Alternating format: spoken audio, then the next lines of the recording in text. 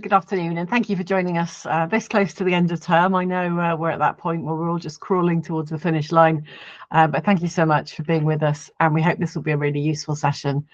For those of you who've come to our teacher meets before, I'm Bethan from the languages team, and with me today I've got two of my colleagues, Maz and Lindsay, who are going to share sort of primary and secondary perspectives to how we can really improve the transition progress from key stage transition process, even from Key Stage 2 to Key Stage 3. So thank you very much for joining me, Maz and Lindsay, and I look forward to chatting with them shortly.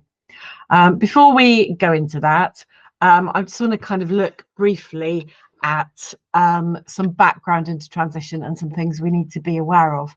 So we know that Ofsted, comment on a successful successful school with language learning is one in which there is an established transition process. And we know that, and that's the ideal, and that's what we would all want, is a well-considered transition progress, a curriculum that builds step by step across key stages. That's the ideal. If you work in an academy or a trust where you've got schools all the way from primary through to secondary, then yeah, potentially that's an awful lot easier for you to manage, because the management of those key stages is inbuilt in what you do. For many cases where you've got feeder schools into secondaries, it can be really difficult because you don't have an awful lot of communication with them, or you might have children that are going to multiple different primary schools. You might not have one feeder secondary, you might have several different secondary schools, and that really affects things too, and it can leave you kind of questioning what you're doing. So this is of course the goal, but it's not entirely realistic always, because yes, in an ideal world, there'd be something seamless, similar to everybody's moving to the same school. They've learned French at primary, they're learning French at secondary. But the reality is you've got different schools, different setup, people will be moving, and different languages. So how do we manage that? And how do we make sure that our teaching is valuable and useful? And how can we still make progress in a language that is of benefit when they get to Key Stage 3? That's kind of what we want to look at, and that's why I really wanted the expertise of my colleagues Maz and Lindsay here with me today, because that's something that they both feel very strongly about, and they have real expertise in. So I'm really grateful to them for being here to share that with us. So the Language Trends Report, so the last one from last year, recommends that primary and secondary schools are supported and incentivized. Well, it all sounds great in theory, but that recommendation, we're still not really seeing, anything, and it's very difficult. And, as we can see, the numbers are quite sobering. Only 60% of secondary schools, 60% are saying that there's very little change, compared to previous cohorts. They're not really seeing an improvement in pupils as they're arriving.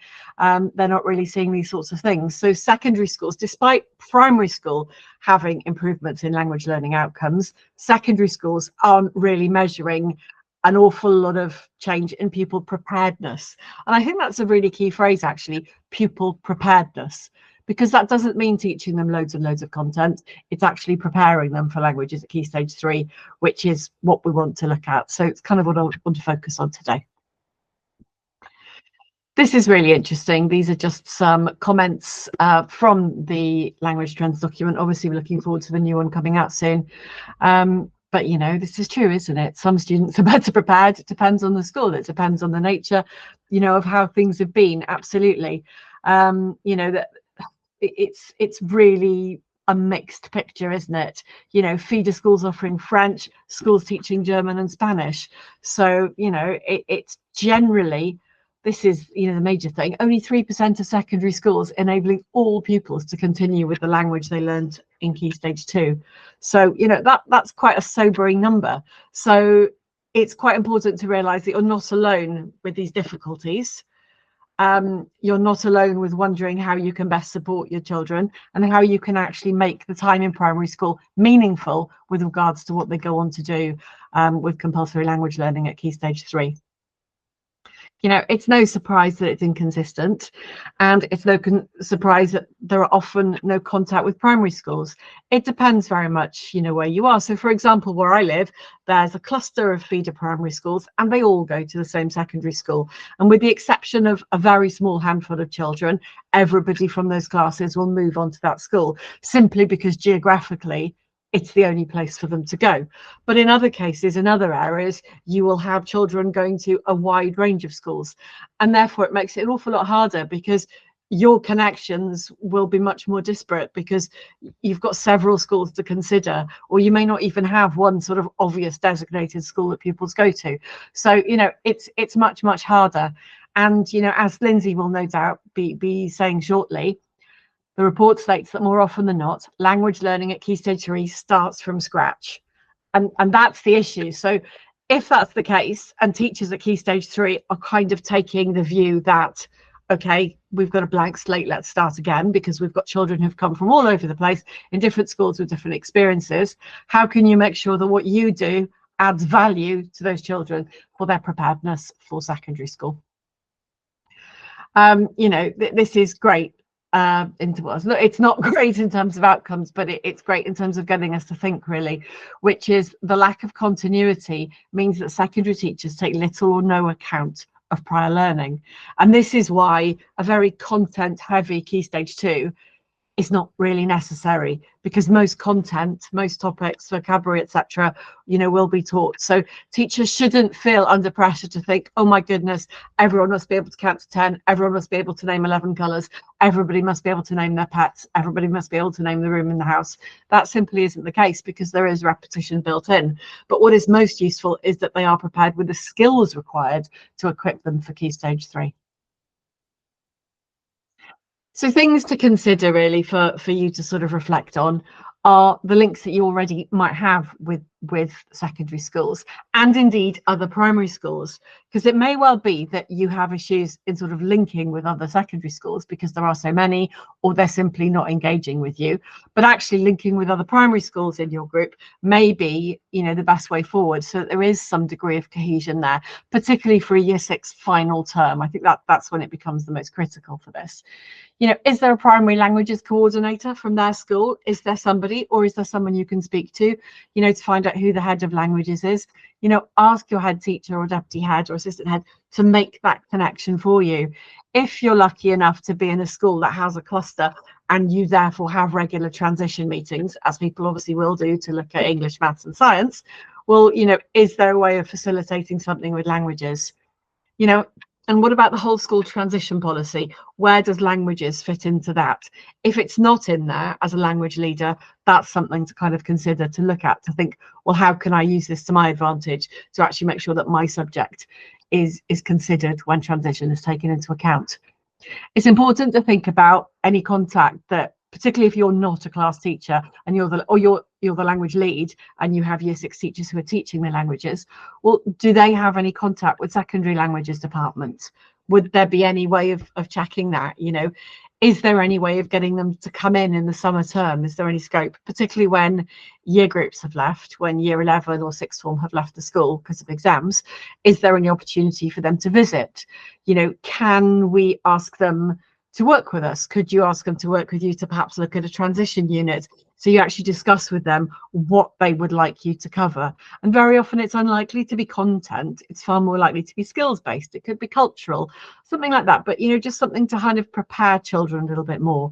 And generally it's making the link across languages. So if you're teaching them a different language from the one they're going to study, how can you make it relevant?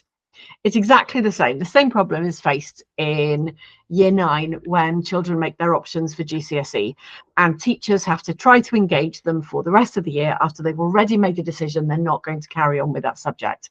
So thinking of French teachers here, where children are not going on to do French, it's really hard to engage them. So often lessons may take on a cultural focus or more skills-based focus in order to help develop skills in other areas and prepare all children for kind of wider learning.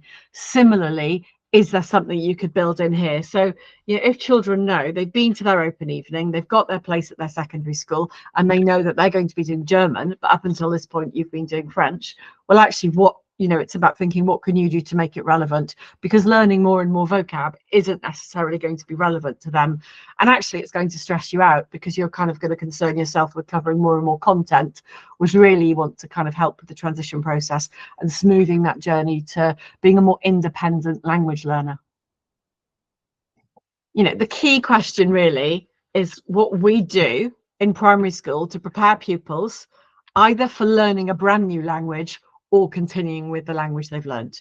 So if they're carrying on with what they've been doing, how can you make sure that what you're doing is setting them up for that? And if they're going on to do something completely different, how can you ensure that what you are doing is going to help and actually give them some degree of help there? So these are just some of my suggestions of things that you could focus on, moving forward, particularly in later primary years, year 5 and year 6, and towards the end of time. And even now, if you've got a couple of weeks left of term and you've still got to have an hour of French a week and you're looking at what on earth to do, rather than just doing, some random vocabulary and some generic activities, actually, is there something you could do that could add value? So I'm a big believer in metacognitive principles for language learning, insofar as at a quite a simplistic level. I think metacognition is a massive kind of topic, and by no means am I an expert in this, but at quite a simple level I think it's really useful. So things like, how do I approach this task? So really breaking it down. So you're looking at a reading text, for example. Well, what do I do first? What do I do now? What can I see? What processes do I work through? So you kind of talk through all of those stages with the children in your class. If you've got a reading text, well, first of all, can I see any cognates here? Can I see any contextual clues? Can I see any words? Is there any familiar language in here that I know already? What don't I know? What's going to be a problem? How am I going to deal with it? So kind of really teaching them that kind of strength of purpose, that self-efficacy, that they can kind of work through a resource and actually know how to tackle it. If you give them a task, right, what's the first thing you're going to do? So you can talk through those sorts of processes of how they approach things, because any secondary teacher will tell you, I'm sure Lindsay will smile at this, but your classic year 7 in the first term is asking you, Miss, I've reached the end of my page. And really, secondary teachers are wanting independence from the get-go. So actually you want to kind of instill in them some degree of independence, that they have got some thinking skills there. Similarly with resilience, lessons for languages will be more formal insofar as they are timetabled. They will move to their languages classroom, they will have a different teacher from the previous teacher, and all of those sorts of things. Therefore you want them to be quite resilient, that they can cope with the challenges of that lesson. So for example, exposing them to some language that they might not understand, because again, you play a listening, and it tends to be at secondary school. At primary, listenings are much shorter, and it could be you reading a listening aloud, or it's just a small audio clip. Whereas at secondary, it's far more likely to be a recording that children will hear, and it will be a longer text, and straight away you'll get 30 children in front of you going, don't get it. And you want them to kind of not panic at those sorts of things. So it's kind of practicing them for that. So if they're going on to listen to a different language, it's like, okay, stop. What are we going to do? How are you going to cope with that? So it's preparing them for those things. My biggest thing is skills and not content at this stage. So that would be, as I've mentioned later, dictionary skills, for example. That's a brilliant one. Getting them actually knowing how to use a bilingual dictionary, or an online grammar tool, an online vocabulary tool, or online dictionary, if you don't have a set of class dictionaries, equally as useful, or a set of knowledge organisers. So they actually learn to refer to that, so they can actually use a reference tool to help them. That's really useful. That's really great skills. Other skills mentioned before is strategies for learning new language. So for example, learning new vocabulary. How do you learn new vocabulary? How are you going to go about that? Let's try some different strategies for learning some new words. How do we learn a new language? What are you going to do? So there's the classic look, say, cover, etc. There's that kind of way. Are we going to write them down? Are we going to say them out loud? It's those sorts of things. So really focusing on different ways to get them to learn a list of words. And you can pick an abstract set of words in any language, and it's like, right, how are we going to learn these? So you don't focus on the words themselves, you're focusing on the process of how to learn them, because they will have vocabulary tests when they go to secondary school. They will be expecting those sorts of things. So getting them used to that. Also getting them used to the different sorts of tasks. Because secondary school will be focused on an end goal, which is a GCSE, there are GCSE elements that will be starting as part of teaching. And those are skills such as translation, dictation, reading aloud. So incorporating, even at a very small level at this point, some translation is a really good skill. Translation from the language into English is great because children have to really focus on their English making sense. So that's a really great one to get them going. Does my English make sense? You know, it's simple kind of things there to really focus on there. Dictation is something that's come, you know, back into fashion. So little dictation activities, they don't have to be complicated at all. They can be with really simple sentences like, you know, I have 2 dogs. But you're just training them with the process so it doesn't terrify them when they get to secondary school.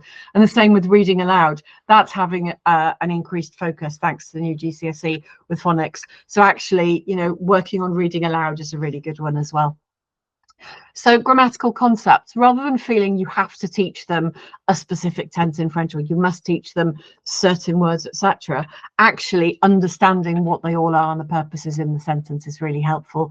So understanding the concept of masculine and feminine, of making adjectives agree, you know, really embedding those sorts of things, not worrying so much about the practice of it, because that will be recapped heavily at secondary school, but actually the concept of it, just to get them going. As I've mentioned, using a dictionary, also cultural capital. This is great because you've got research skills, you know, all sorts of skills that help them become more independent learners, and they can learn about the country, you know, where the country and countries where the languages are spoken for wherever they're going to study.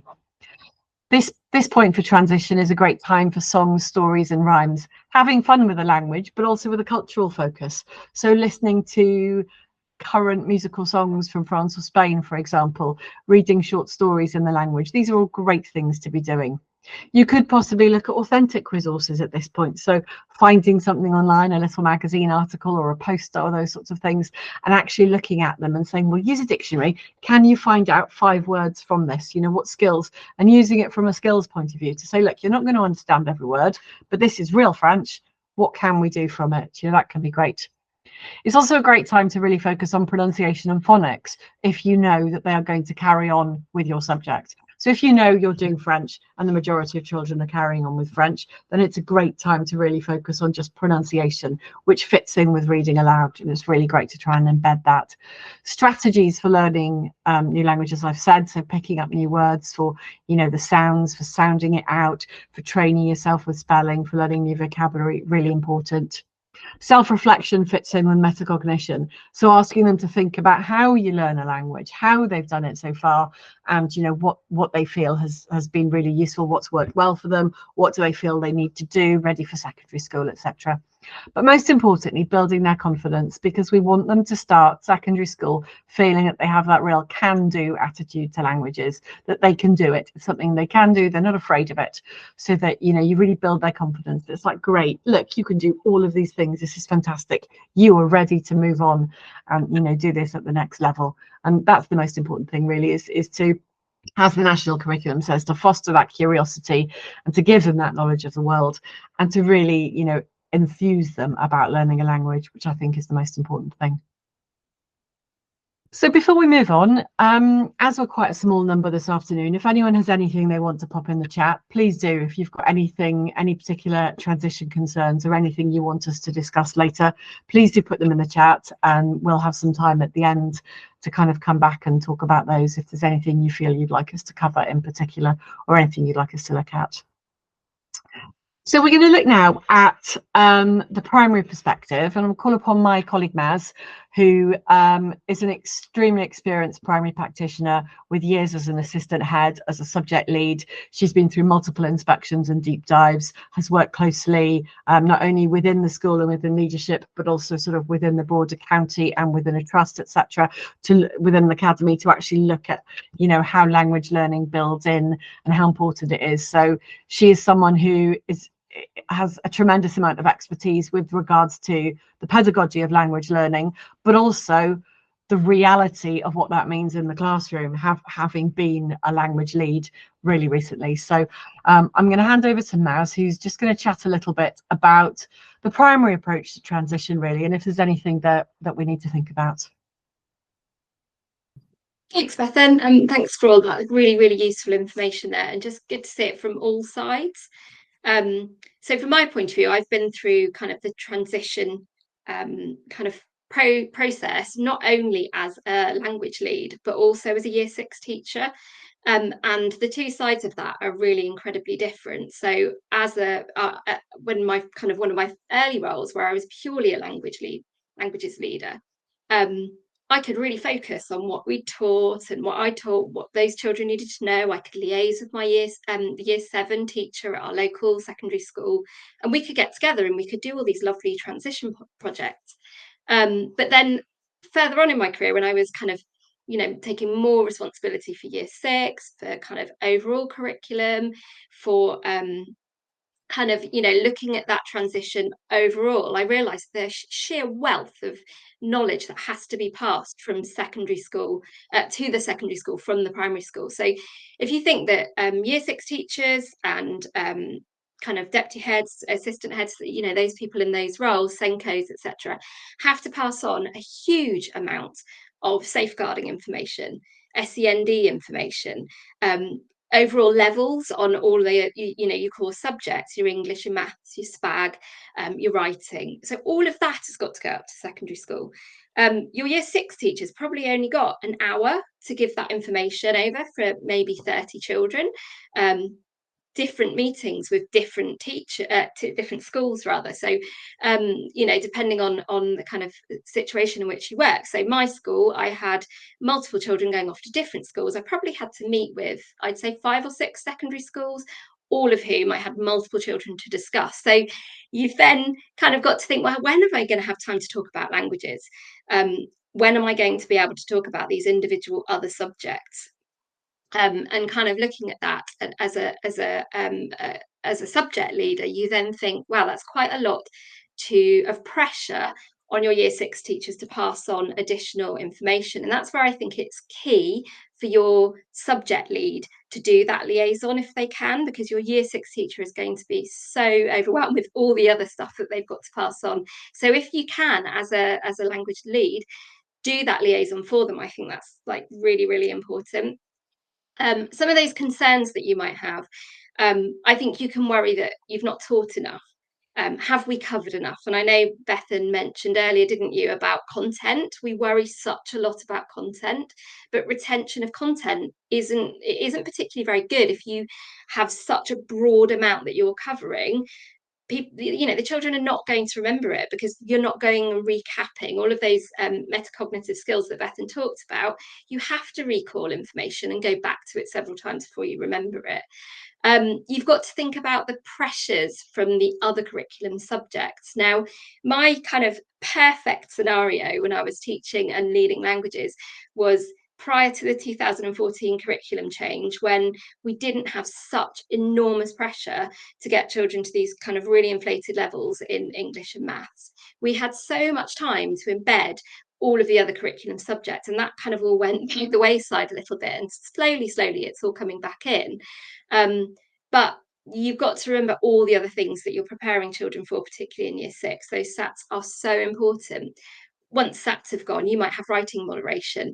So I know, the lovely colleague of mine who took over my year 6 class when I left, she had SATs, then they had residential, then they went straight into writing moderation. So she had 3 or 4 weeks of getting ready for that.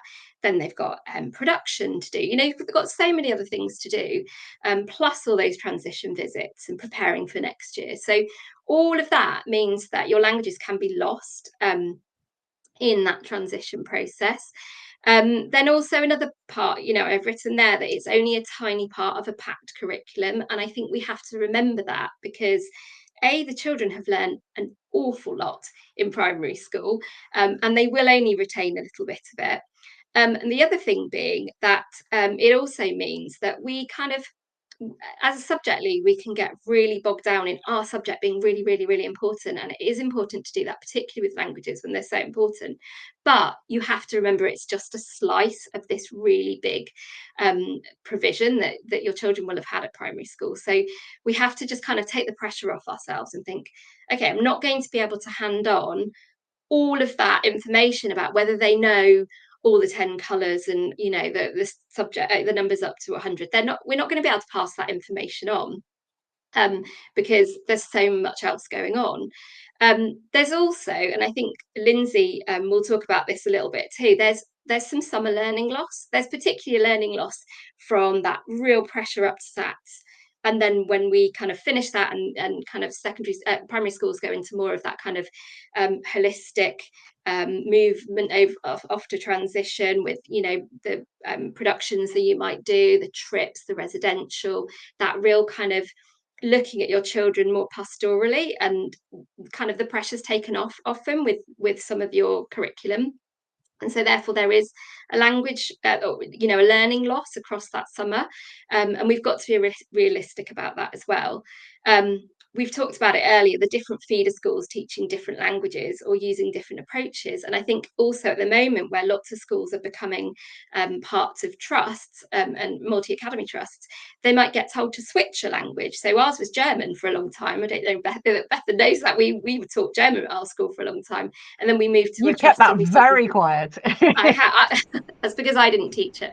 And then we switched to French, and all of a sudden you've got the secondary school having to keep up with that. And so that's where that kind of networking with your secondary schools and your feeder schools is so important.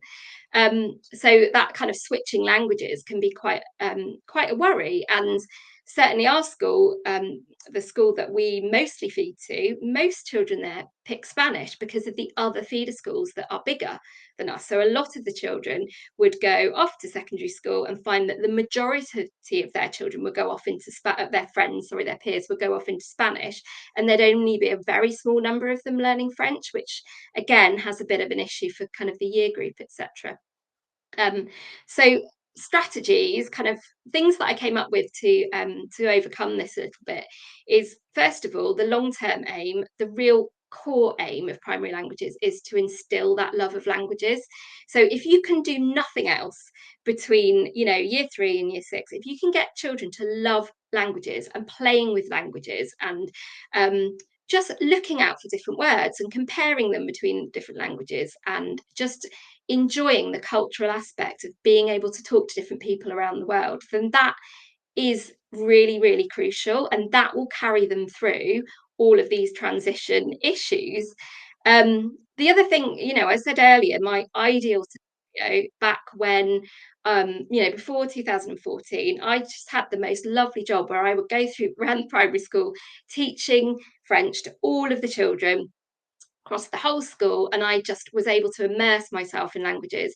And I used to chair a group where we got together with our secondary school and our feeder primary schools to share projects and to make that transition really smooth, no matter which primary school they came to, which secondary school they came to. Now, I know that's in an ideal world situation. It was absolutely a brilliant project to work on, but even if you can take a small part of that, so some sort of, you know, liaison with your secondary schools. I know that's really hard because at the moment staff turnover is really huge, and it's not always able to kind of get to find the right people to speak to. But if you can link up with your secondary schools, you can learn such a lot from them, and they can learn such a lot from you. So the more you can do that, the better. And I've always found that secondary school teachers, as Bethan and Lindsay will definitely testify, are always really keen to speak to primary colleagues, because you can learn such a lot from each other, but also if you can embed that really kind of solid transition, then it makes, you know, a wealth of kind of benefits for everybody. And then I think one thing that's really important for your year 6 children is just lots of opportunities to reflect back and recap everything they've learned. So you can do this in any subjects really, but I think for languages it's a really fun thing to do. So we would, part of that transition project I talked about earlier, we came up with like a passport that they could just fill in of all the different things that they had learned, so that they could take that to their secondary school teachers. So I've learned about this, I've learned about, you know, I've learned about food in French, I've learned about pets, I've learned about colours, etc., etc. These are all the things I know how to say. This is me introducing myself in the language, but also what other languages they might have done. So at that school, we had someone come in and teach Arabic, which is amazing. We had some German visitors, some Spanish visitors. So actually, like, what are all the other bits they can do? Because I think secondary school teachers, it's really useful to be able to draw back to something from primary school. It feels, I can imagine, as a secondary school teacher, that you've just got these children that are kind of a blank, clean slate, but actually all of them have got different experiences, and maybe, you know, start off with that kind of, well, you know, what have you already learned, where have you been on holiday, what words did you learn while you were on holiday, those sorts of things. But also, and Bethan's talked about this a lot, those transferable skills for switching languages are really important. So, you know, if you know how to look a word up in French, you can do it in Spanish. If you know a word in German, you can, you know, a kind of sentence structure in German, you know, sort of things you're looking out for when you're translating that into another language as well. Just a little kind of little kind of anecdote about this. So I learned French up to GCSE, then I did A-level French, but I also did A-level Italian, GCSE Italian at the same time as I was doing A-level French. And I was at college at the time, and lots of my friends used to think it highly hilarious to come up with a word in French and put an O or an A at the end and see if they were right. And that's what it was in Italian. And 9 times out of 10, it was actually right. And they just used to think it hilarious that I was learning Italian, because they said it's just French with an O or an A at the end. But they weren't wrong, because actually, if you've learned one language, it makes it so much easier to learn another one. So that's kind of what you need to remember is, do not panic if your children are going off to learn another language. It's actually a really good thing for them in many ways, because it means they've had an experience of one and they can transfer those skills somewhere else. And perhaps they want to have a fresh start. You know, that's not always a bad thing. But I think it's important to remember that, you know, as I said earlier, our curriculum is so packed. So even just if you can do a little bit to support them through that transition, I think it's really, really, really valuable. That's it from me. Oh, that's brilliant. Thank you so much, Maz. And in fact, just touching on something that Maz has said, we've done an awful lot of work because we've been developing a new languages scheme, which I'm looking forward to sharing with you in the autumn term, Lightning Languages. But as part of that, we're ensuring that there's coverage of the Welsh, Scottish and Irish curricula. And they all have a really strong focus on plurilingualism and that kind of translanguaging aspect and all of those kind of skills. And it's really given us food for thought, because though it's not in the national curriculum, it's really something that we've enjoyed getting to grips with and trying to incorporate in what we're doing, because they're really enjoyable aspects that give further world value to the languages. You know, it's that kind of asking children to make comparisons with their language, you know, with, can they see patterns, or can they see differences, or what do they know, can they say this in a different language? And those are all really nice angles to kind of take with this as well, particularly with the different languages. As Mazda said, it's a really positive thing. And, you know, the cultural aspect with regard to that is huge as well. So we can learn quite a lot from how other systems, how other curricula are delivering languages at primary school. Fundamentally, we're all focusing on reading, writing, speaking, listening, vocabulary, grammar and phonics and culture. That's standard in whatever you do. In the same way as different GCSE boards, you're still kind of reaching that same point. It's just a slightly different way of getting there, but we can pick up quite a lot because they have focused far more on the cultural side of things and that kind of exposing children to multiple languages. So the draft Republic of Ireland curriculum, for example, because they're bringing languages in to be compulsory from 2025, they've kind of really looking at exposing children to different languages. So an exercise might be, here's a sentence in 6 different languages. Can you work out what those languages are? Can you pick out any patterns in them? And those are really nice things. So actually looking ahead to kind of European Day of Languages resources is really nice for year 6, because often there's a lot there that's covering a range of different European languages, and you can kind of look. So rather than focusing on learning how to say numbers 1 to 10 in French, German and Spanish, actually look at numbers 1 to 10. Can you see any differences? How could you learn those? What's different about those? And kind of seizing on those kind of aspects of it can, you know, bring the languages, you know, you see they're learning about it conceptually as well, and that hopefully really sort of embeds things. But thank you, Maz, that's brilliant. And I'm going to hand over now to our other colleague, Lindsay, who we have the utmost admiration for Lindsay, because not only does she spend half of her week with us, she spends the other half of the week in the classroom. So she really brings an extremely fresh perspective to how this is, and she's obviously taught Year 7 for many years and is well aware of what she would expect from Year 7s, or what she would like to expect from Year 7s, and what she would need. As well as that, she's got a wealth of experience as a GCSE examiner, so she, you know, has really strong knowledge of the end point of where children are reaching at the end of secondary school. So it's really useful. So I'm looking forward to hearing kind of Lindsay's angle on this, of what she would be looking for. She already did come and speak with us a little bit at phonics.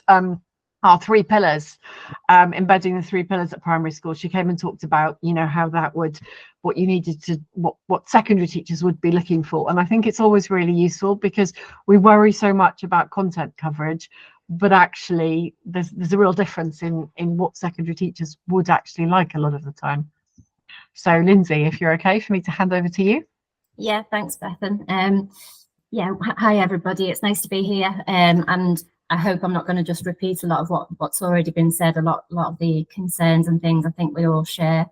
From my perspective as a secondary school teacher, we've struggled with transition. We've tried lots of different ways of making it a smoother process, but we do have those difficulties of multiple feeder schools, obviously different languages being learned. And we quickly realised that there's very little point in trying to sort of baseline Year 7s and see where they all are, because they all do come from such different experiences. And you'll have the really confident language learners who'll be like, well, I've already done this, I've done this at primary school, and then you'll see the other kids feeling a little bit less confident. So we tend to try not to dwell on who has done languages before or what languages. We just try to almost treat them with a clean slate. And I know that could be quite frustrating for primary school teachers, because you've worked hard to try and give them some sort of basis. But we have found that that's the best way of approaching it. And that's why we say content is really not the be all and end all. It is just about, as Maz has said, making them really enthusiastic language learners, and almost not putting them off, because it can be quite a daunting experience. And especially if they get a negative experience at primary school, it's hard for us to then reverse that. So the best thing that you can do at primary really is just to make them enjoy whatever it is that they're learning, whatever language it might be, or however you're teaching it, that they see a reason for it, that they see your passion, that you're passionate about it, and that, you know, it's a worthy thing to do, because they're not stupid. They can pick up on, you know, the fact that it is kind of, I suppose, shoehorned into the curriculum a little bit, and it's not given as much time as other subjects. And what we don't want is for them to come to us with the same sort of perception that, you know, languages is just an add-on and it's not part of what we're here to learn. So that's really important that those things are kind of tackled. I feel that since I've come to Twinkl, I've actually got more of an awareness of the primary challenges than I ever did have before, even as, you know, I've been teaching now for over 20 years, but the opportunities to speak to the primary feeders just as classroom teachers are basically nil, unless there is some sort of primary liaison program. You don't tend to see what goes on at primary, and you certainly don't necessarily understand all of the restraints and difficulties. And as I say, since I've been speaking with primary teachers at Twinkl, I do think that that's something that could easily be looked at. So I would say, you know, if you can try to reach out to your secondary feeders, get an idea of what they'll be teaching in Year 7, you know, not just what language, but what sort of activities they'll be doing, what sort of content they'll be covering, what cultural things they're likely to cover. I feel like if there's more awareness between primary and secondary than there is currently, that makes the transition a lot smoother. And as I say, it's something that's kind of lacking in our school, because the transition tends to be focused more on your SEND needs and, you know, the reading age and things like that. And very rarely do they look at individual languages, and they're more focused obviously on the core subjects. But it is something I think that individual teachers could do to kind of get a better awareness. I mean, I know when I did my teacher training, I think I spent a week of the PGCE in a primary school, and the idea behind that was to kind of understand a little bit what happens in primary school, but then you never revisit a primary school after that, and vice versa for a primary teacher going into a secondary. So if there is any time or any opportunity at this point in the year to kind of go and say, you know, can I come and watch some secondary languages, even secondary language lessons, I think that would really, really be helpful. And in terms of what we want them to come up with, it is, as Bethan has mentioned, that the more skills they've got, the more language learning skills, the better. You know, it does sound like obvious, but the amount of children that we come across that simply cannot use a bilingual dictionary, they can't even use a monolingual dictionary, they don't know how to go from, you know, looking up the alphabet almost. They know A to Z, but they don't know where to go from there. You know, often we'll produce knowledge organisers and sentence builders, and they're unaware of how to even process those.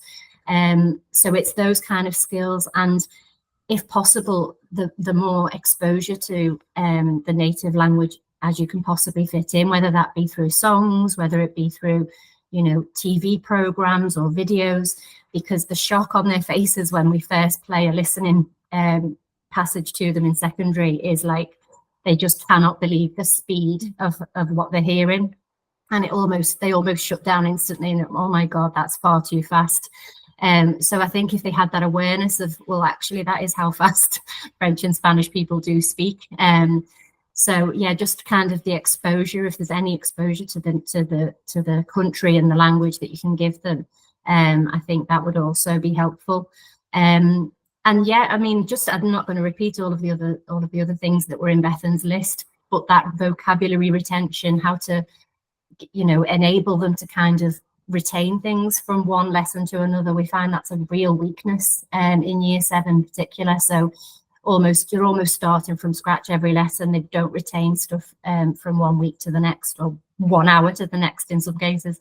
So yeah, just teaching them those skills as well of how to make the language stick as much as you possibly can. And I think that's everything really. It is just, it's difficult, but just making sure that by the time they come up to us in September, they really are excited about continuing their language learning journey, whether it's changing a language or continuing with one they already know, that they can see a real value to it and that they're excited to keep it going. And that's really all we want. It doesn't matter if they can't count to 100. It really doesn't. We'll do that again anyway. It's just that passion that we want them to come with. Oh, that's brilliant. Thank you so much. Sorry, I just put on your second slide there. I realised you kind of covered it as part of it. On that, it's so good. A few years ago, I was really lucky. I had a great opportunity to run a transition project. A local secondary school had got some funding, and they wanted somebody to go in and teach 6 hours of French to all of their feeder primary schools, which I went out and did. And it was so much fun because they had, because they'd got some funding for it, there was this most amazing budget. So I was able to buy food. We had a French buffet one day. You know, we had all different things, and we had all sorts of resources and different kind of things. And I probably went a bit overboard with the cultural stereotypes at times that I perhaps wouldn't, but they had so much fun. And it's probably some of the most enjoyable teaching I've ever done. Perhaps because I didn't have to deal with some of the bureaucracy of the rest of it, because I just literally went into all of these schools. But it was one of the most rewarding times of teaching I've ever done, because it was just, I could really focus on just conveying that enjoyment. And the teachers at year 7, they sort of said to me, we're not worried about what you teach them. We don't mind. We just want them to come to us ready to learn French and excited to learn French. And that was the thing, because it was hard, because we didn't have any kind of measurable, I couldn't give you kind of measurable feedback to say the success, but they said, you know, it made such a difference. The children came into their transition day at the end of year 6, and they were buzzing. They were like, I can do French, I've been doing French. And, you know, they sort of came in and were just really enthusiastic. So it's just anything that you can do to kind of, you know, focus on some skills, but also really embed an enjoyment of it. Now is the time to taste some foods if you can, and you know, do some kind of food tasting and have a fun with that aspect. Or you know, making up a little, you know, we had a French cafe, you know, with Twinkl resources. We've got endless things there. We had sort of, you know, waiter hats on, and we had notepads, and they did a cafe, and, you know, we got the play food from nursery, and they were serving all of the play food and acting, you know, with a towel over their wrist, sort of going around being waiters. And it was so much fun. And it's just anything that you can do at this point to really engage children so that they start year 7 thinking, yes, I can do this. I'm looking forward to learning a language, rather than turning up going, oh no, French. You want them to think, yay, this is great. I want to learn a language.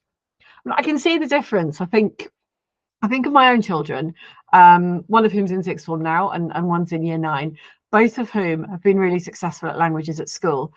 And yes, they've had good teaching, but I know that's because they've always seen me sharing that positive attitude to languages, and why languages are important, and why it's really good, and seeing me speaking it and hearing it, and you know, all those sorts of things. And you know, within the classroom, it's just sharing that, you know, as sort of Maz has said, you know, we know the curriculum is absolutely packed, and as Lindsay said, children pick up on the fact that French is often something that's shoehorned in, Spanish is shoehorned in, but actually, you know, if you can share some engagement in that or some enjoyment, it really will pay dividends in preparing them for those sorts of things. And just trying to get them to be ready for secondary school. As Lindsay said, they cope with the speed of things, because they will find that listings are so much faster and they're longer. They will think reading texts are longer. You know, everything is bigger. Lessons will be, you know, a minimum of 45 minutes, likely to be a full hour. You know, that they'll be sitting there, that they will be far more structured. So, you know, it's important to kind of do what you can to help them prepare for that aspect as well. And just to think as well, this is just to kind of finish on, but the research review series mentions, I think this is really valuable, that pupils' perceptions of their lack of success in languages are limited to their self-belief. So there is a huge, and as we know, because this has massive impact for take up at GCSE, take up at A-level, take up at university, people going on to becoming language teachers, it has a whole knock-on effect. It's a bit like maths, which has that classic, oh, I can't do maths. It's the same with languages. I can't do languages. Languages are difficult, but not for me. And unfortunately, you know, that perception of languages being difficult is really, really embedded. So we have to look at ways of making pupils believe that they can do it. So, you know, how do we do that? And that's giving them the opportunity to successfully complete tasks. So language learning experiences that they perceive as successful. So that might be an interactive game where they've got quick instant feedback and they've got 8 or 9 out of 10. That's great. They've got them all right. Simple sorts of things. Not a vocabulary test where somebody who struggles with their spelling is in agony because they're trying to spell in French as well as remember the word in English. And, you know, they're dealing with all the sensory things of that. But simple kind of quick, fun, low stakes activities to really drive that feeling of success, you know, is really great. You know, that's playing a board game in French or something, or saying some words aloud. It tends to be with quite fun stuff. Sounding out words in a foreign language. Well, it could well be that you find a selection of languages at this point towards the end of term, and it's like, let's try and say these, let's listen. You can go on YouTube and find clips and repeat them. That's really fun as well, and really helps them to feel successful because they can say things.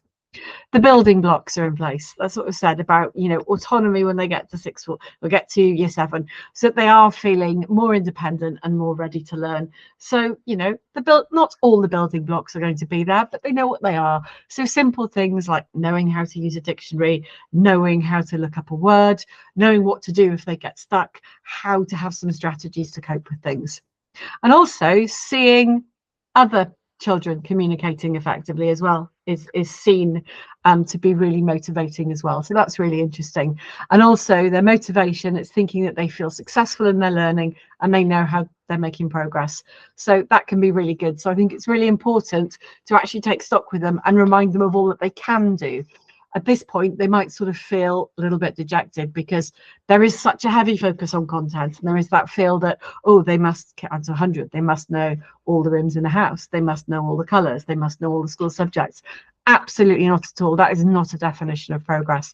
Being able to manipulate one sentence and do that well is far better than being able to list 50 words by rote. any day of the week. Any language teacher would tell you that. We've got a couple of things that can help you with this. There are links on all of these slides. They'll come out in the reflections document. There are links to all of them. We've got a French and Spanish unit, which are transition units. They are set up as full transition units covering all of the skills. So, you know, they're quite long lessons, but they give you a chance. You don't need to use everything in there, but within them, there's a chance to practice some phonics and pronunciation. There's a chance to practice dictionary skills, a chance to focus on reading skills, a chance to work on oracy, a chance to kind of look at different aspects and pick up on some bits of grammar, etc. Really focus on those. So they're really useful to have a look at to actually help you think about how you want to prepare children. So do take a look at those units. We've also got these skills passports, and Maz mentioned something similar earlier. And these, you know, you can take them and adapt them, but they are designed to show success, not to show failure. So they're designed for children to be able to tick off, because they're not, it's not a tick list of I can name specifically 10 countries. It's, you know, I can name some countries where French is spoken, or I can, you know, use some vocabulary to say this. We don't have an expectation of, oh, I must be able to say all the months of the year, I must be able to list this, this, and this. That's not the case at all. It's skills based. So, you know, you can really focus on those. And you can take out the pages of skills that you don't want to cover. And, you know, they're skills based passports to look at rather than content based passports. We've also got a whole range of languages CPD. If you click on the link there, it will also take you to all of the Teach Meets. So you'll find all of the recordings, including, you'll obviously get sent it as well, but the recording from today and the reflections document will be there as well. So you'll be able to find those. We've also got, I just want to flag to you as well, our Facebook and our Facebook group, where we tend to share new resources, and we are available if you've got any queries to help you with that, and our Twitter account as well, where again we share new resources and share links and ideas as well. They're great ways to stay in touch with them. They are run by me, so it's a great way to get in touch with me, or you can of course get in touch via Twinkl Cares if you've got any specific questions. For those of you who've been to these before and you think might come again, our entire schedule is now ready for next year. So Louise has already shared in the chat the link to our languages collection of events. The first few are available already. So in September, as soon as we're back, we're introducing Lightning Languages, which we're very excited about, which is our brand new scheme that we've worked as a team to really embed the latest primary language pedagogy with really effective classroom practice, to really help, particularly the time pressure that you're under to deliver the national curriculum expectations within that time frame, within a short time frame. We've really worked on that and stripping away the content to really focus on the skills. So we're going to be sharing what that is in our first CPD, which I'm really excited about, and showing you that. And also we've got another CPD on how you actually will build your curriculum with it, because it's a flexible provision that allows you to build a curriculum to suit your school, whether that's got mixed age groups, whether that you're looking for a progressive linear scheme, or whether you just want something to dip in and dip out of. We'll be talking through the different kind of pathways you can make on that. And we've also got a wonderful CPD coming up joint with the EAL team, where we're looking at empowering educators to celebrate which what I always call Christmas in the languages team, which is the European Day of Languages, which is, you know, the big day for primary schools, particularly with languages, and it's always really exciting. So we'll be looking at great ways to help celebrate and share that with you. If you do have any questions, please do pop them in the chat. We'll be staying on to answer any of those. So please do if you have any, but otherwise, thank you so much for your time. I hope you have a great end of term, a very, very restful summer holidays, and let's hope we get some sunshine. And I very much hope to see you back in September for some of our new CPD. But thank you all so much. Huge thanks to my colleagues, Maz and Lindsay, for coming and sharing their expertise. It's so valuable, and I love hearing them speak, because it just adds, you know, it's nice to not only hear my voice, but it's really nice to hear their expertise as well, and for you to see the people behind our schemes, because they are instrumental in the creation of our new resources. And it's really important that, you know, you as teachers understand the wealth of experience that goes into our resources and who's making them. So, you know, it's really nice, you know, for me, from the languages team, to be able to introduce them to you. So thank you both to them for coming along, and thank you all for joining us. And I hope you have a great end of term, a lovely summer, and we hope to see you in September. Thank you.